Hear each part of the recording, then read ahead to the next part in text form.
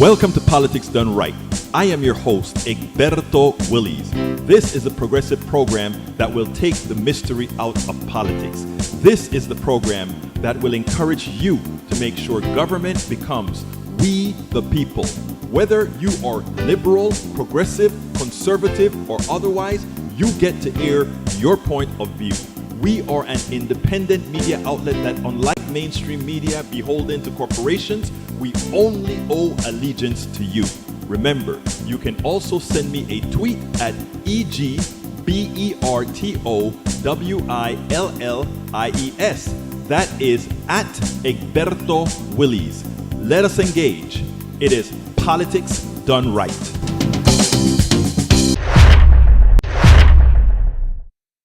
Well, folks, welcome to one more edition of Politics Done Right. I'm Egberto Willies, your host. Thank you so kindly for being a part of the show.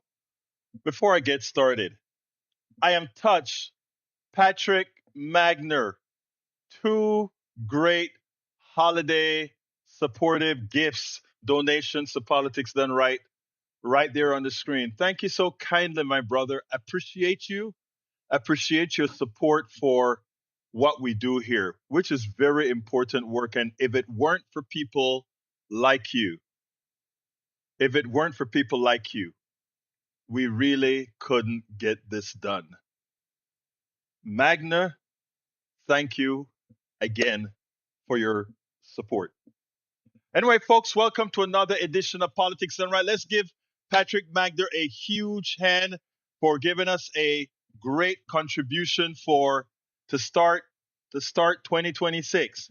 And 2026, we have a whole lot of work. So thank you so kindly, my brother. Thank you so kindly, my brother. All right, welcome aboard. Welcome aboard. We've got in the house AVQ to start the day. We also have, he says it's been a long day listening from AFK. All right, Eric is in the house from Kingwood, Atascocita. Michael Rudden is from Brooklyn, New York. We have Joe from California, Los Angeles, California. We also have Eric in from Atascocita, Kingwood. Yvette Avery Herod from Atlanta, Georgia. Henry Denson in from Missouri City, Texas. Thank you for being here. Of course, I'm late on the Substack because it starts up late, but thank you so kindly for being here. Marcia Hotchkiss, Patricia Nowlin, Stephen Hogan, Sindig, Gail Farley, Do You Lie, Anita Poe, Angie Decadence. I love that name, Decadence. You know, it's like doing something you're not supposed to, but the food is so good. Thank you for being here, Angie Decadence. Jerry Stout is in the house. And of course, we have Lee the Bearcat from Austin, Texas. Welcome aboard. Welcome aboard. Anyhow, we're going to have a great show for you today. You know, earlier today in my morning show, I'm not going to read it here, but I'm going to repost it. I hope to get it cleaned up. And not cleaned up, but posted it on Substack. It's an article that I wrote 12 or 13 years ago about a certain your worth. And while I'm not going to go over, Egberto, enjoyed listening to you and the rest of the panel on the Rethink week with attitude on the attitude with Arnie Arneson. Yeah, I taped the tape with Arnie on Friday, and actually today I also tape on Mondays with WBAI in New York. I did it one with Jenna James. What's her name? Jenna. Anyway, I always get the last name makes Halligan. So I taped with her and with Arnie on Friday. So yeah, I've been doing a whole lot of work on other radio stations as well. A few other radio stations are starting to carry Politics Done Right. Again, like I said, this is all for the cause.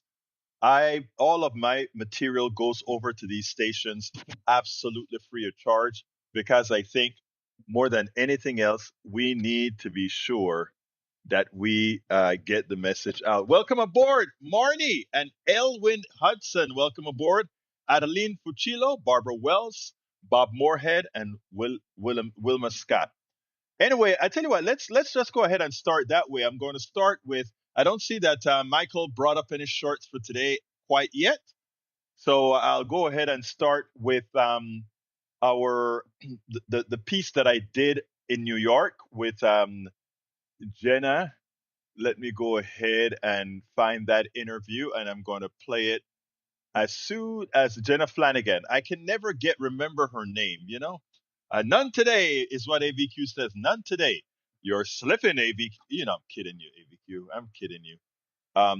Let's go ahead and get the one that I did with Jenna Flanagan in a minute as soon as I can cue this baby up. I want to make sure that I map that in, and then we'll be after I map it. Where is it, Jenna Flanagan? Oh, that's mapped in already. Here we go. Para ver. Here we go.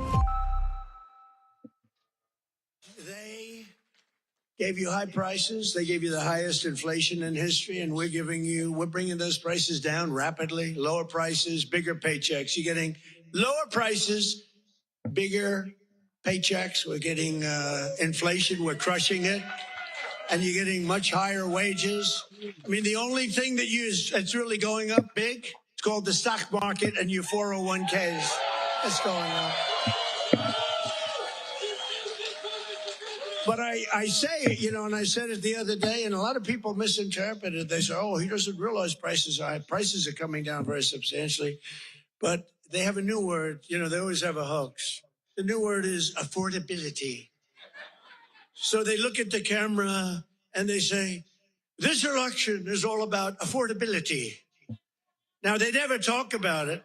They never talk. Thank you very much. They say I'm not allowed to run. I don't know what the hell that's all about, but that's okay. He said 4 more years. You see the new hat? We have 4 more years. 2028. We have all sorts of.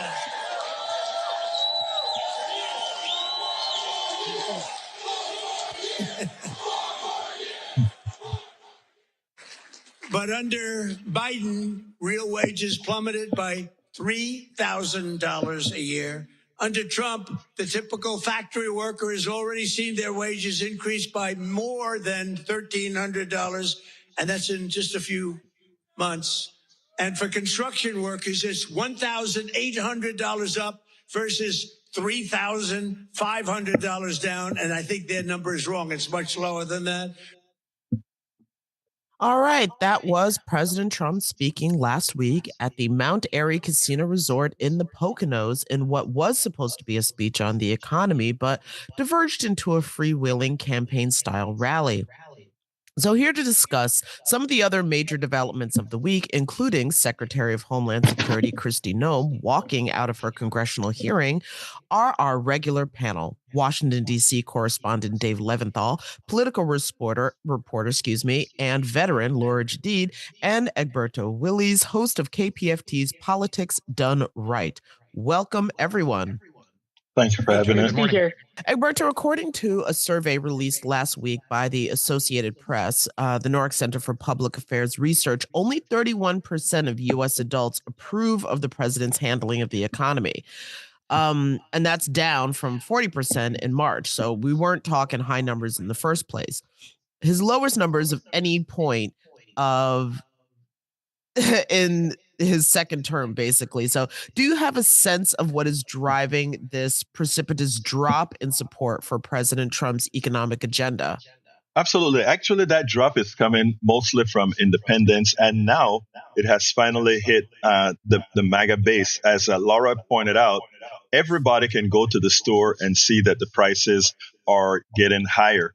But I think there is some additional there's some additional context that the mainstream media has failed to point out. They give context a lot of times to what Donald Trump is saying, right? They point out several price raises, et cetera, that occurred under Biden and use that as an excuse to compare the Trump price increases that are really caused by tariffs and immigration attacks on workers. The issue really is that if we went ahead and did the numbers, we would actually find out that these increases in prices are not due to true economic issues. If you take a look at why prices have gone up, they've gone up because of corporate greed. Nobody is saying for there to be price increases, there has to be something called shortages. and we have not had shortages that justifies the increase in price. So what we have is economic fraud and the American people. And as long as we keep it into this Biden price rises versus Trump price rises, we have really missed the real issue, which is corporations are making a killing on us based on a fraudulent economic system. Gotcha. Uh-huh.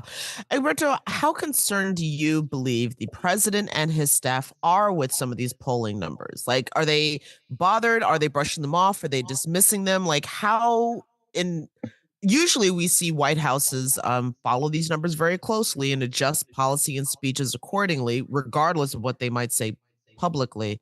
Do you think that's happening here? I don't. I think the ones in the know, they're concerned. Unfortunately, the ones who has his ear aren't the ones in the know. So I think they're living in a land where they know that they think their voter suppression is going to work. The Supreme Court is going to help them getting rid of VR2, the Voting Rights Act, which will allow them to be as draconian as possible in places like Texas and Florida, etc. The problem is, Jenna, is I don't think Republicans understand how the people have soured against MAGA. But as it turns out, his people are concerned, a few of them, but the ones that have the Donald Trump ear, they are not concerned because they're oblivious. They believe the Supreme Court is on their side, so the voter suppression will be just fine. They believe that that as far as the red states are concerned, they have enough. The swing states are all that they think they have to mess with, but those guys are starring as well. What I tell progressives and otherwise going forward is the victory has to be very overwhelming. And what is interesting is that is what we're seeing. We're seeing swings of 10 to 20 something points throughout. That cannot be solved with voter suppression. That cannot be solved with looking through rose-colored glasses. They are in trouble. They'll find out a couple of months before the election. Wow. All right. Well, there's so much more to talk about, but unfortunately, we are going to have to leave it there. So I want to say a huge thanks to my panel, political reporter Laura Jadid, Egberto Willies, host of KPFT's Politics Done.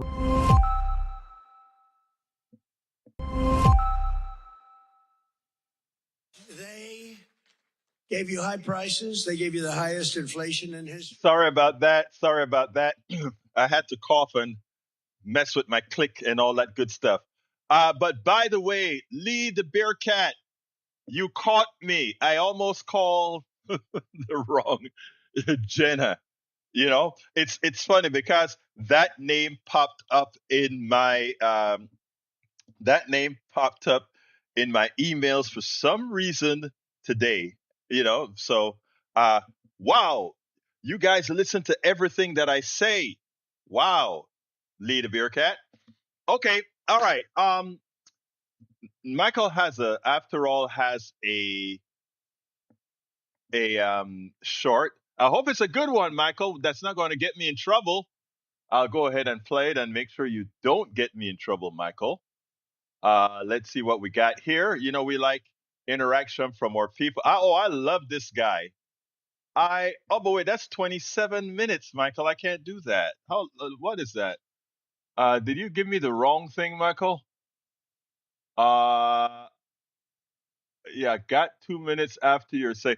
That says 27 minutes. You probably got me the wrong click. So when you get a chance, fix that for me and then I'll play it for you. All right. Oh, only the first 3 minutes. Okay, I got you. Okay, if it's only the first 3 minutes, we can actually do that. Let's go ahead and do that. Cue that baby up and go ahead and do it like that. Let me cover my face for this one. And let's do it this way. Wife Michelle were tragically murdered, and right-wing influencers wasted no time in reminding us all what really matters, their own moral superiority. This is how I'd paraphrase a lot of the early posts from online magas when this news broke. They're like, vultures on the left take note. While I was no fan of Rob Weiner's politics or his movies, though I did like the one where that badass general gives a speech about how beta cucks like Tom Cruise secretly worship us alpha males and need us to be violent so that America's awesome. Still, I didn't like Rob Reiner, but I would never be disrespectful in a moment like this. Even though disgusting liberals celebrated Charlie Kirk's death, I promise you, you won't see anyone on the right mocking or politicizing this horrible murder. And then right after that, the person at the very tip top of the American right both mocked and politicized this horrible murder. Imagine that. Yeah, and an insane, even for him, post on Truth Social, Donald Trump said that Reiner's death was a result of Trump derangement syndrome. That he was so obsessed with Donald Trump that it drove others into a literal homicidal rage, which, aside from the fact that that sounds like Ben Shapiro wrote a Law and Order storyline, that has some truly unsettling notions baked into it. Like, the sitting president of the United States just reacted to the violent death of a Hollywood star who opposed him by basically saying, you know, he'd probably still be alive if you like me enough. Let that be a lesson to you all. If you don't like me enough, someone will eventually stab you, and it will be your own fault. So presidential. Yeah, y'all think he tweeted that from the same desk FDR used to sign the New Deal? Or look, to be fair, this was so out of pocket that even a lot of his staunchest supporters are balking at it. Like in the comments of the post itself, a lot of people are being like, look, you're my favorite American of all time, sir, but this is a bit much. Like, MAGA all the way, but this is beneath you. This isn't like you, Mr. President. Okay, look, I'm glad y'all realize this is wrong, but I'm not going to have y'all acting like this is weird, okay? Like, oh, the world's most malignant narcissist just made the most malignantly narcissistic post in social media history. Inconceivable. Like, don't act like this is some rare misstep from an otherwise great man, okay? Like, no, this is pure distilled Trump right here. Like, this is your guy. Hell, this is why he's your guy, and it's why America's in such trouble right now. Like, this post, this moment, this is the whole thing.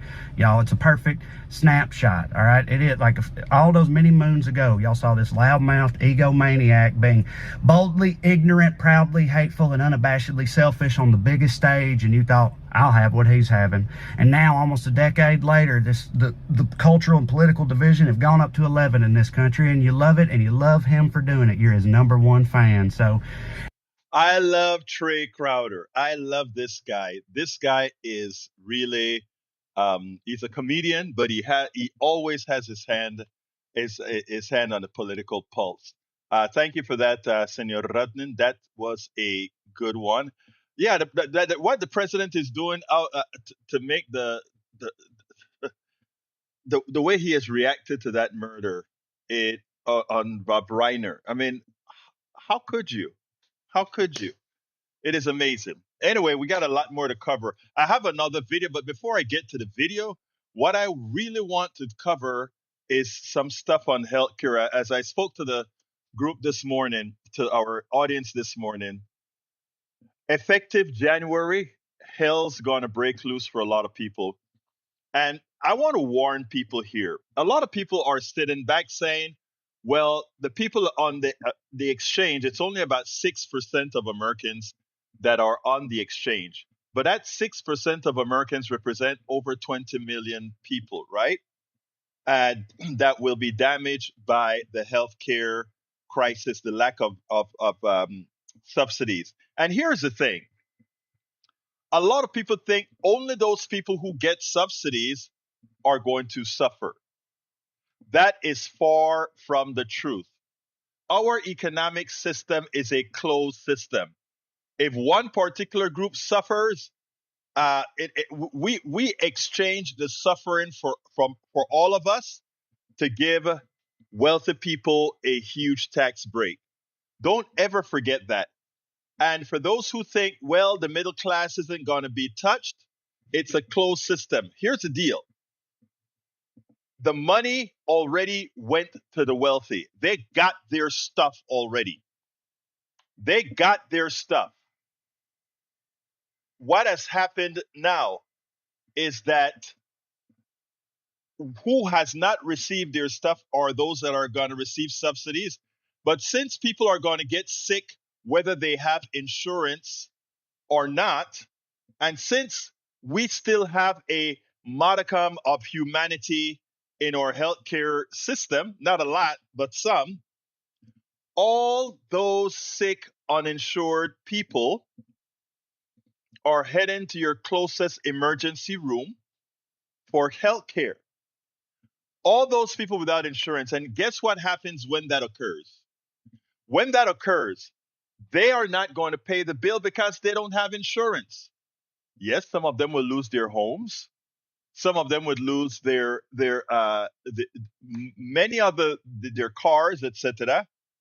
But all of you that are listening to my voice right now, whether you have employer-based insurance, your own private insurance, or whatever, all those prices are going up. Because the people that never lose are shareholders in the aggregate and the executives. They price themselves profits first. They price themselves profit first, and then they do the calculations as far as what to charge you. I mean, it's business. It's business. Look, when I was in business, when I was pricing ComDRV, etc., yeah, I had to determine what's the minimum profit that I wanted to receive, right? That's what you do.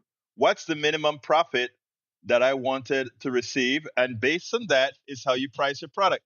Now, I've told you guys a lot of times, being sort of I don't know, I guess a crazy person. There are a lot of times I would price things and then feel guilty about pricing things a certain way, because I ultimately knew that the corporations would pay whatever because they're going to pass the bill right on to everybody else. Patrick says disproportionately small business owners are on the exchange and cannot absorb 30,000 annual increase in coverage. No, they can't. Look, the woman that I'm going to play next, right? This woman, her insurance is going to go from $400 and something a month to $2,000 a month. She's 64 years old. I want you guys to realize that one woman is going to pay $24,000 next year to the insurance company. $24,000. Make this make sense for me. She has other friends that work with her who has the same bill. They have decided to forego insurance. You know, they're betting that they will not have more than $24,000 in medical bills. This system is evil, people. This system is evil.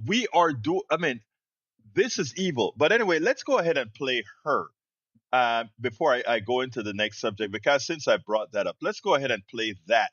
And then we'll go ahead and talk about the Common Dreams article. Let's see. Here we go. Aquí está. Vamos a comenzar. In 15 days from today, if you're watching this later, maybe another time, but in 15 days from today, the subsidies to the Affordable Care Act, Obamacare, expires. And it's going to cause a lot of pain on a whole lot of people. I want you to listen to this piece here. This lady's health care has gone up by 4 times, 400%. She has 1 year to go to Medicare traditional, but at least she's going there. She has to bite the bullet for 1 year. 1 year, $24,000 for her health care. $24,000 as a gift to the insurance company. If she is lucky enough to stay healthy, that will be just $24,000 given away to the insurance company. Our healthcare system is a fraud. And the more and more people find this out, they will get off this bandwagon of wanting to have private health insurance. And it is a fraud. Let's go ahead and listen to this story, then we'll finish on the other side. My next guest is one of the millions of Americans whose monthly premiums will balloon if the ACA subsidies do expire at the end of the month. Right now, Ellen Allen pays $479 a month for her health care coverage, and she just learned it's going to cost her almost $2,000 starting in January if Congress does not act. Joining us, Executive Director of West Virginians for Affordable Healthcare, Ellen Allen. So you're just outside of Charleston, West Virginia. Yes. Tell me about the healthcare plan you are currently on. Hi, Katie. Yes, thanks for having me. I am on a bronze plan, and I currently pay, as you said, just under $500 a month. It also includes vision and dental care. It's a bronze plan. You know, it has higher amount of coinsurance, but I've been happy with it. The same plan without vision and dental, because it went up so much, will cost me almost $2,000 next year. And that's about 320% increase. And then you calculate an additional maximum out of pocket and coinsurance, you're pushing over 400% increase. So,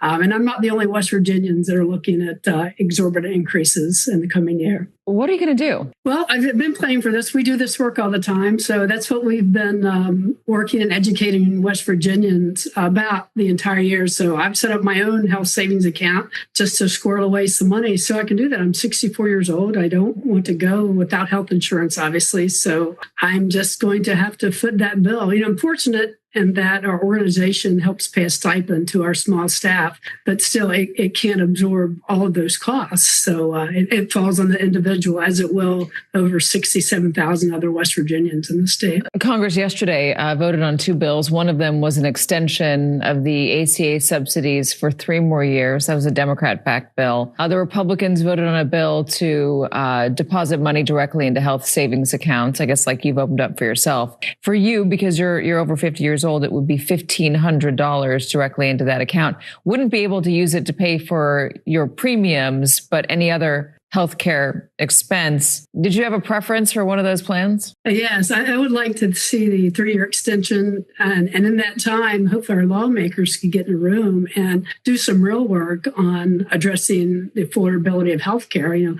look at site neutral payments, look at what's driving the increase in healthcare costs, which is really hospital costs. I look at price transparency. So that's what we prefer. And, you know, I think the HSAs, I think that's illustrative of just how out of touch our lawmakers are. Not only could that $1,500 one-time payment, that's not even per month. It's a one-time deposit into an HSA. And there are some tax benefits, but, you know, when people's health insurance premium is $2,000 a month and upwards, and again, the maximum out of pocket pushing $10,000. You know, it's almost laughable. Again, that shows how out of touch they are. You have to have high amount of disposable income for the HSAs to really benefit your household. The Republicans say the ACA is terrible. They have real problems with it. They've not liked it since the beginning. They say it's really vulnerable to fraud and that it doesn't work. What's your experience with the ACA been? Well, you know, they've had 15 years to fix it, and they've come up with nothing better. I think, frankly, it's an extraordinary achievement that has reduced the uninsured rate around the country. Could it be better? Of course. Addressing the costs of hospital costs, again, site neutral payments being a big issue, that's something lawmakers should get together on and address. In West Virginia, prior to the ACA and Medicaid expansion that came about at the same time, West Virginia had close to a 20% uninsured rate. Since the ACA came into law, that rate is below 6%. Now, that's an extraordinary achievement. And many people in the industry think when you get around 5%, you're really speaking of functionally practical full insured rate, because there's always going to be some people that, for whatever reason, don't want to be insured. But the insurance is very good, and it truly does give affordability and access to every single American. What are the folks you work with going to do? Well, I know one person who is not going to have healthcare coverage. She just can't afford it.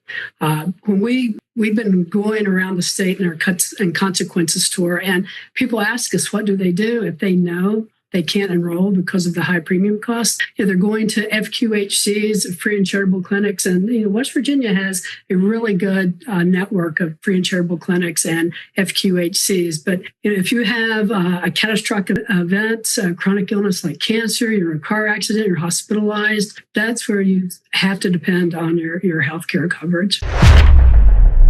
Now, you heard what she said. She put some money away. She had the disposable income to put some money away to cover what's going to happen to her, the $24,000 that she's going to have to give the health insurance company for herself. But here's the deal. You notice she also said she has friends that work in the office that they will simply be going without insurance. They'll have to find free clinics. They'll have to go down to the level of, my God, I never thought I would be here. But let me tell you what's so dramatic about what's happening, people. And this is the shameful thing about what's happening. You know, earlier today on my program, somebody came on and said, or a video that one of our PDR Posse members showed us, actually showed that the military folks voted for Donald Trump 60-40 against Kamala Harris. In other words, 60% for Trump, 40% for Kamala Harris. Who was going to maintain their benefits? They also that's the military. Now, that meaning the veterans. We also have the farmers who voted overwhelmingly for Donald Trump. Cost them $44 billion. Of course, Donald Trump is going to give them back $12 billion of the $44 billion that he screwed them over with tariffs and money to Argentina, etc.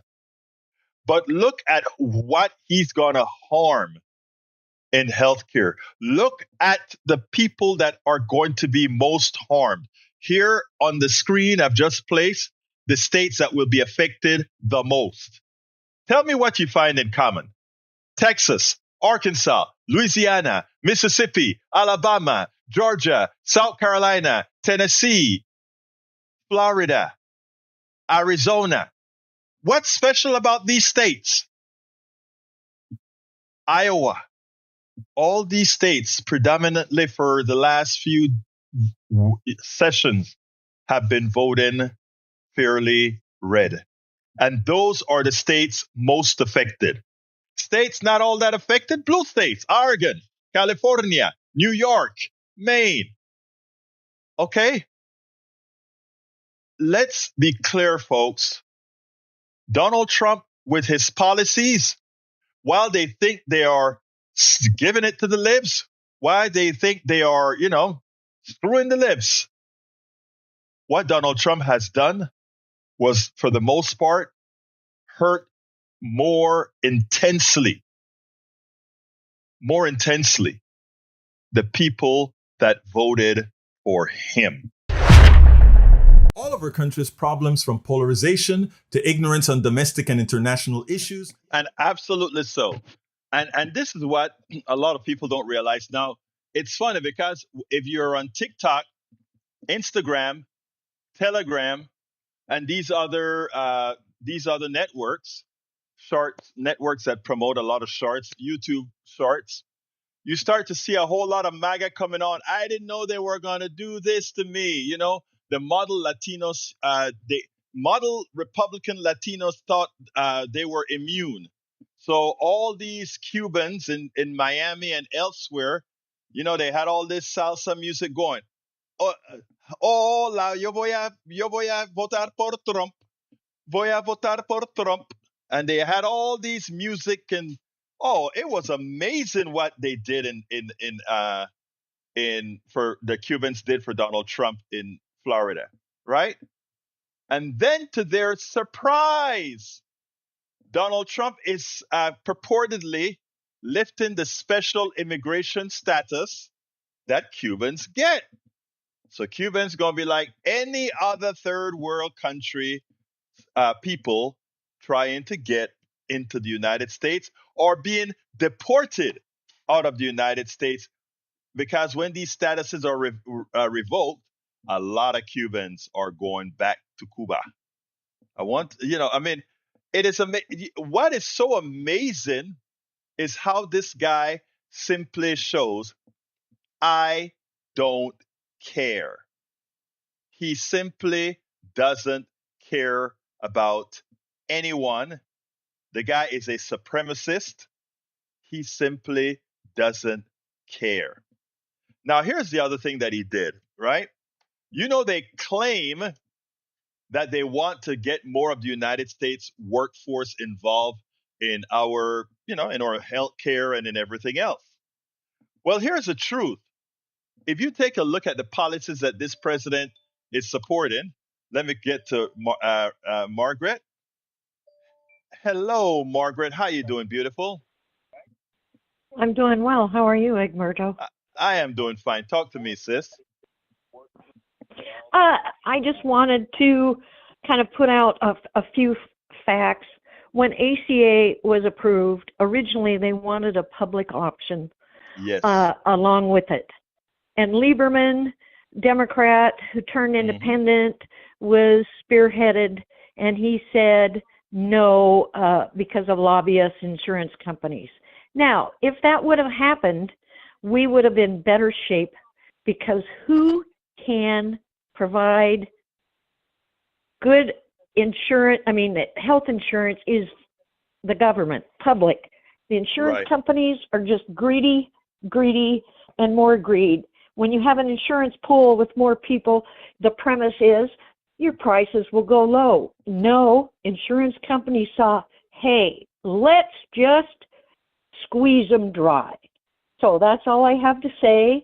And those people who say, well, ACA caused all this inflation in healthcare. It's multifactorial.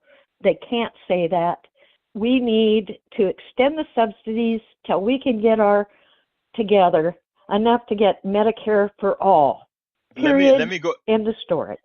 Don't leave yet, Margaret. Here's the thing that back in 2009 and 2010, while this stuff was going through the rigors, and when Lieberman, first of all, we did have the public option. It was all there. And Senator Lieberman said he would not vote for it. He would not give it cloture if we went ahead and put the public option.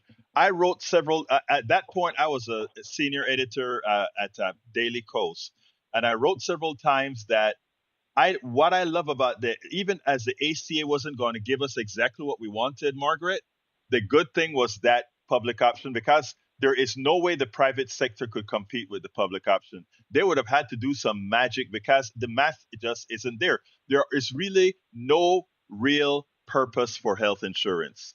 There's none. There's no reason to have private health insurance. None. To pay a bill? Please. There's no reason for private health insurance. I mean, and for people who said, well, you get choices. No, you don't get choices. You get a chance to see which corporation you want to screw you. That's all. That's the only choice you got. So, but anyway. Period. End of story. I totally agree. Totally absolutely. agree. Thank you so kindly for your call, Margaret. And thank you for listening as well. All right. You're welcome. Anytime. Thank you. Bye-bye. Thank you, sis. Bye-bye. Yeah, Margaret nails it. Look, since, I love when my callers call in and simply change the things that I was going to talk about. But I want to talk about what Margaret called in about.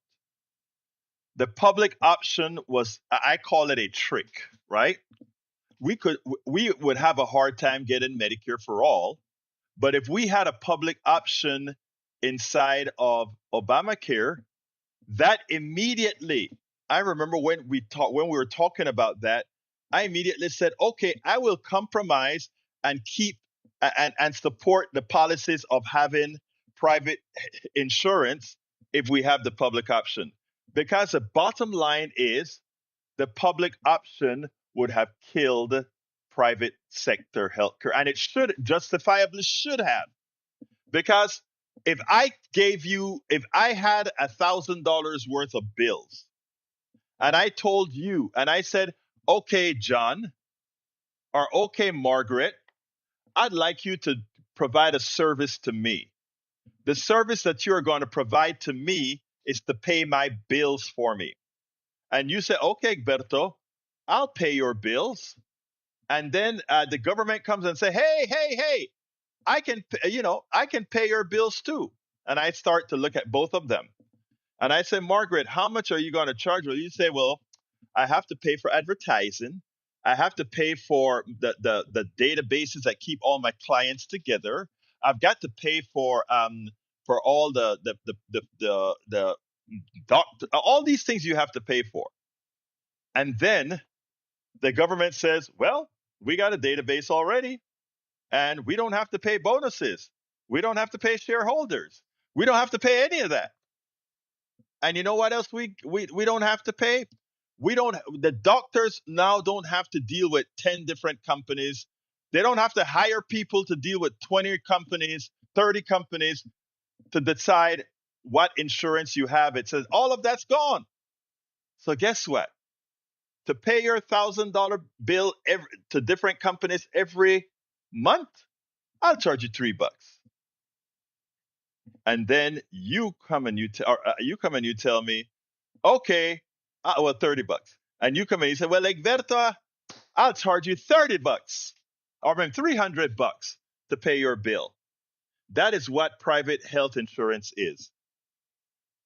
Taking a lot of your healthcare dollars that should go into paying the bill and paying it to shareholders, paying it to executives, giving bonuses, buying advertising. None of that. If the government is responsible for paying the bill, none of that needs to be paid. None of it. It's not rocket science, but they have so fooled us into believing that the private sector is more efficient that too many people have bought the crap. And it's hard. It's hard when people have been so indoctrinated. If you listen to the morning show, I called one of the callers later, and I said, look, I really want to talk to you about this because we need to get this taken care of in one's head. The capitalist system cannot work, will not work. It's impossible to work for healthcare. And we are proving it because we're living it. It's impossible.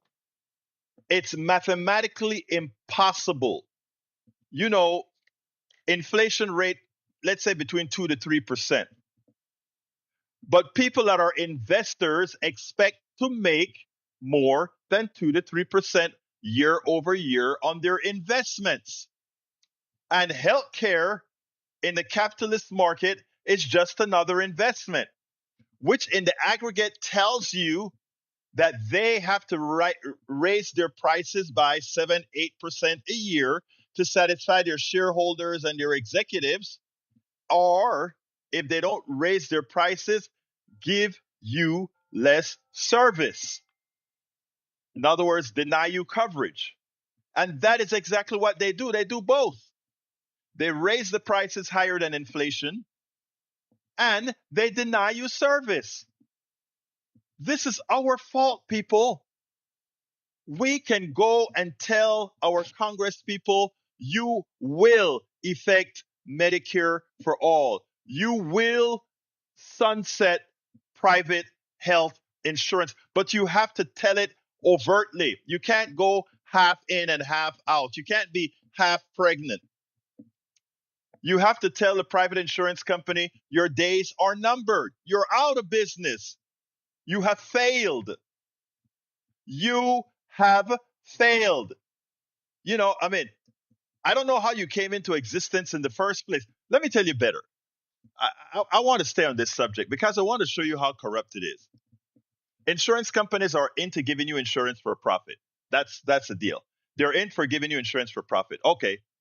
We always knew that if you're doing something for profit in the healthcare domain, you simply cannot do it for a reason. If I break my leg, I don't have choices. I need to go to the quickest hospital to fix me up. I don't have choices to shop. And if I don't have choices to shop around, the market forces don't become effective. So therefore, the only sane system is what every other industrialized country does. Okay, and that is it has to be the government provided in some form or the other. You got to take the profit motive out of that. And let me give you how exact this is. Remember, the government, the private sector would not insure old people.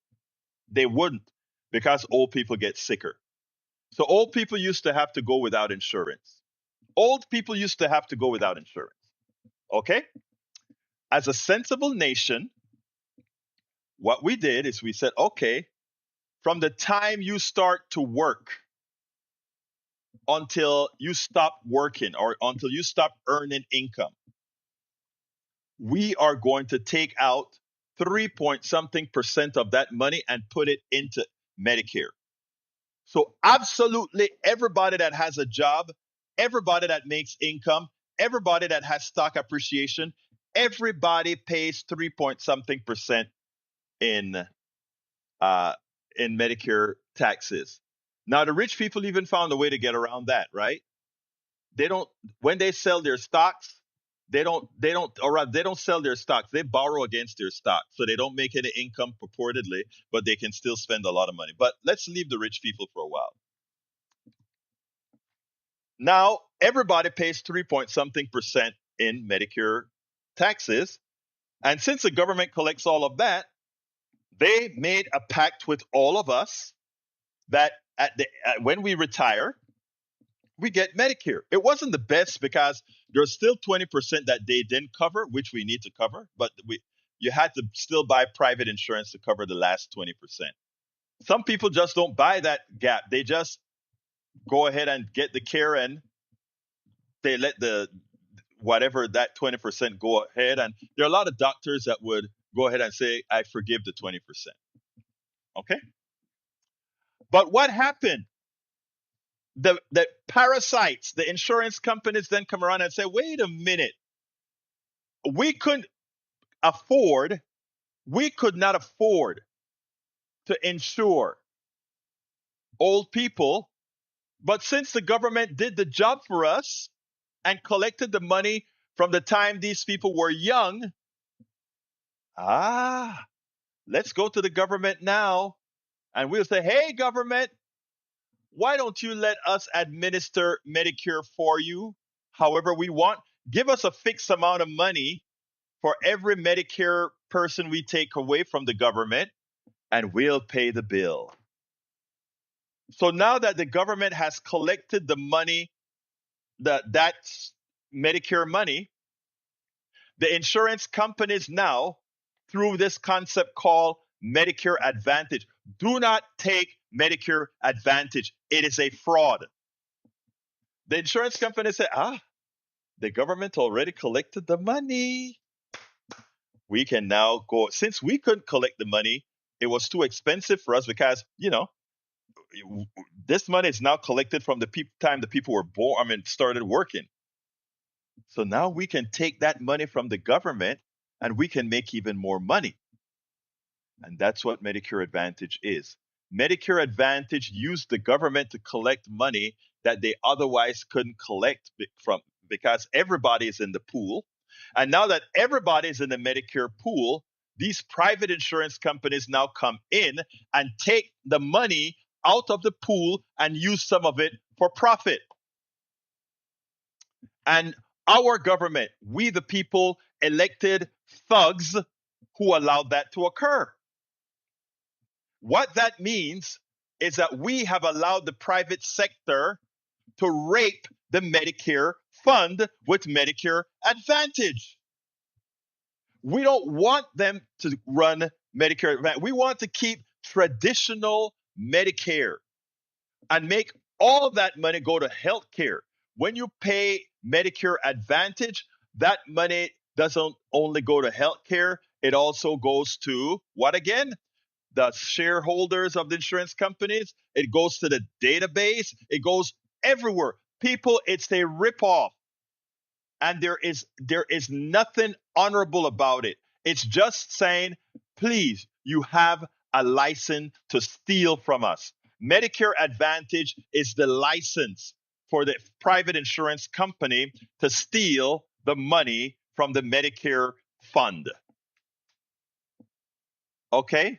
And what do? The same crap that they do with private insurance that Medicare folks never had to worry about.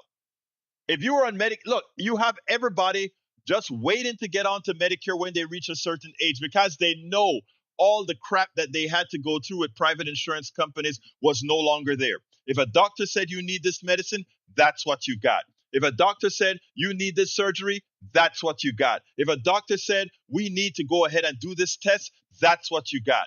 No pre-authorization or any of that crap that these companies use as a method to deny you service.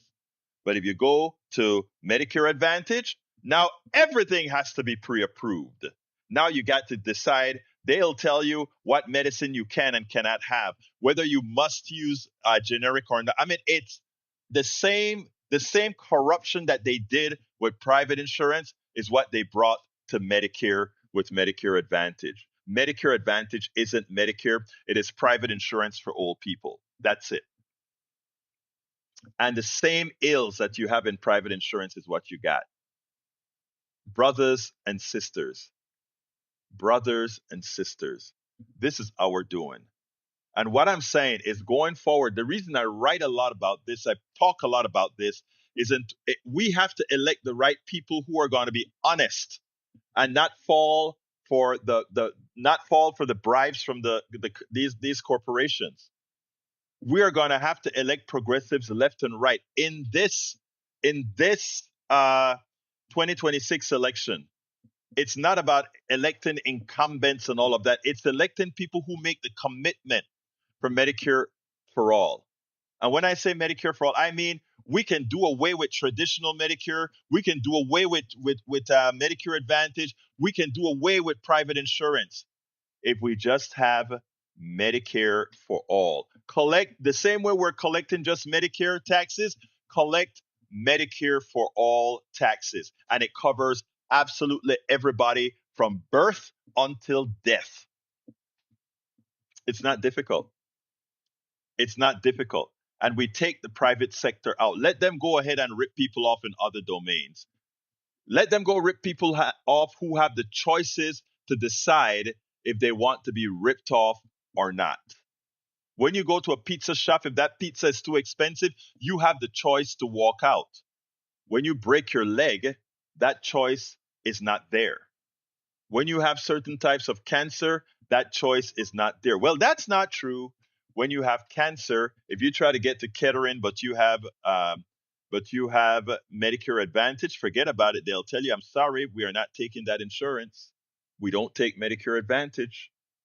And every single year, more and more of these hospitals and clinics that take care of people, every year, the amount of them that take Medicare Advantage is dwindling. It is in our hands. And I am not pessimistic at all. I'm very optimistic that if we get our job done, if all of us who have a platform, if all of you share the platform, we can actually get the job done. It's not going to happen on TV at all. TV is paid by the drug companies. You remember today I spoke about that $2.1 million drug per dose on my morning show? A drug that was developed by our tax dollars, a drug that was developed by charity dollars, and the drug companies are selling it for $2.1 million per dose. This is insane. But it is insane because we have allowed it. So let's take responsibility, do the work that's necessary to go ahead and elect progressives, but I don't mean any progressives. Progressives who made a commitment to make the change. Medicare for all, the only option. Medicare for all, the only option. The only option. And folks, let me tell you, and now this is self-serving. They're not. Our mainstream media cannot do the job. It's not that there aren't good reporters there. There are damn good reporters at ABC, CBS, NBC, CNN, and even Fox News have some good reporters. But they can't do it. In a capitalist society where your news is controlled by the capitalist companies, they can only go so far. It is all left to us It is all left to the private sector. It is all left to independent media. We are the ones who have to convince enough people throughout this country to vote appropriately. And for us to do that, we have to be funded. And I want to give a big thank you again right now to brother Patrick Magner. Patrick just gave us a very healthy contribution to support the program. Thank you, Patrick. I just have to say thank you. But what we need right now, folks, are a lot of paid subscribers. So if you're not a paid subscriber, it's a coffee. Please consider becoming a paid subscriber. If we are to get this message out, I tell you, and I'm going to spend 2 minutes on this and then I'm going to go because we're out of time. But I have to do this. The right. I went out with a MAGA guy on Sunday. We had coffee with Egberto and a MAGA guy. And this guy had all the Trump's paraphernalia. The MAGA hat, he had all of this stuff, right? And I'm saying, look at the amount of money this guy invested in the MAGA movement. They are successful not because they're popular. They're successful because they support the movement. We should be supporting Politics Done Right. We should be supporting Marlon Weems. We should be supporting Arturo Fernandez. We should be supporting those of us doing this kind of work. I know it's self-serving, but it's the only thing that's going to get us through this. So I ask all of you to go to politicsdoneright.com/newsletter. politicsdoneright.com/newsletter if you're not on Substack, to become paid subscribers. If you're already on Substack, just go ahead and donate. Just click that subscribe button and subscribe with the option to become a paid subscriber. But I'm going to put that link in there right now, the politicsdoneright.com/newsletter. Please consider subscribing. We cannot do this without you. All right, folks. I am interviewing Congressman Al Green on Friday. I don't know if I'll have it ready for the show, but definitely by Monday. Al Green is coming on. We're going to talk about whether he's going to switch districts to run, et cetera, et cetera, et cetera. So we'll talk about that. But we have a whole lot of stuff planned for 2026.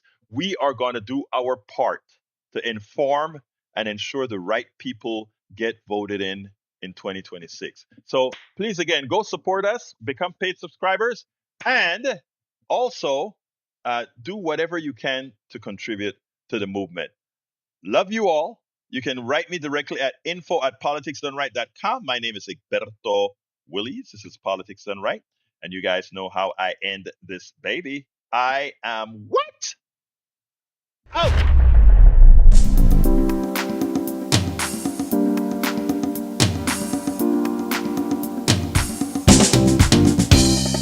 Welcome to Politics Done Right. I am your host, Egberto Willies. This is a progressive program that will take the mystery out of politics. This is the program that will encourage you to make sure government becomes we the people.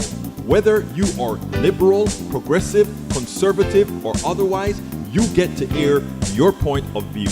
We are an independent media outlet that, unlike mainstream media beholden to corporations, we only owe allegiance to you. Remember, you can also send me a tweet at EGBERTOWILLIES. That is at Egberto Willies. Let us engage. It is Politics Done Right.